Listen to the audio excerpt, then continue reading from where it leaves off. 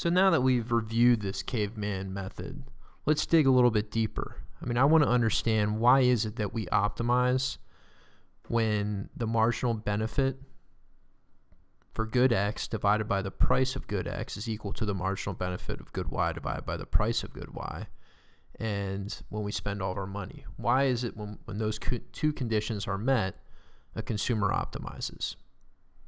And to answer that question, we're going to dig a little bit deeper into consumer theory.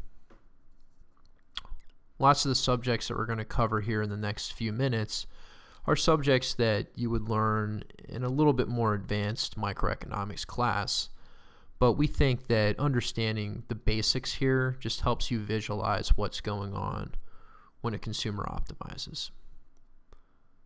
So to start, let's look at indifference curves. So I'm going to start by drawing an indifference curve on a preference map.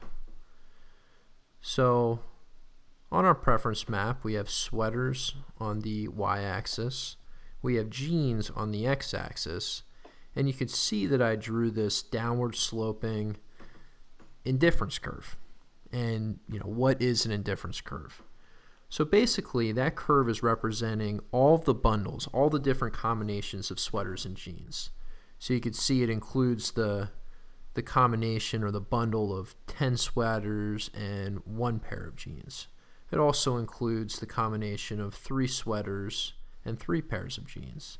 It also includes the combination of 1 sweater and 9 pairs of jeans. All of those different bundles here give me the same level of happiness in the way that I drew this indifference curve on this preference map, and we'll just say that this level of happiness is 100 for this consumer.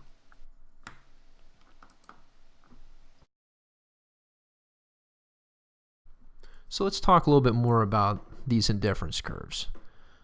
So first, let's think back to one of our key assumptions in microeconomics, and that assumption was monotonicity. It's the idea that more is always better. And it's a strong assumption, but it's one that we're going to use in this Introduction to Economics course. So if more is always better, let's think about a situation where a consumer has a bundle of 5 pairs of jeans and 3 sweaters. And I drew that bundle here.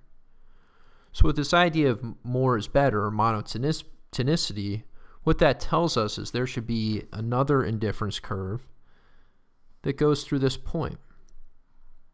And that indifference curve is going to have a higher level of utility. And if we look at our preference map, there's an infinite amount of indifference curves, and as they move in the northeastern direction towards our little smiley face here, they're going to move towards higher level of happiness or utility. So let's also just look at the shape of this indifference curve. And basically, as I'm moving to the right on this indifference curve, if I give up sweaters, I have to have more and more and more jeans in my bundle to maintain the same level of happiness. And intuitively, this should make sense. And the basic principle that is demonstrated here is the law of diminishing returns. We need more and more and more jeans as we have less and less sweaters to keep us on the same indifference curve. And finally, the slope at any point along this indifference curve is what we call the marginal rate of substitution.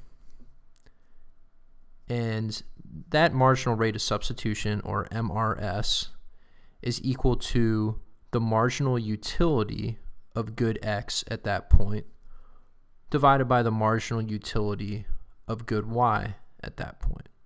So in this case, it would be the marginal utility of jeans at that point all over the marginal utility of sweaters at that point.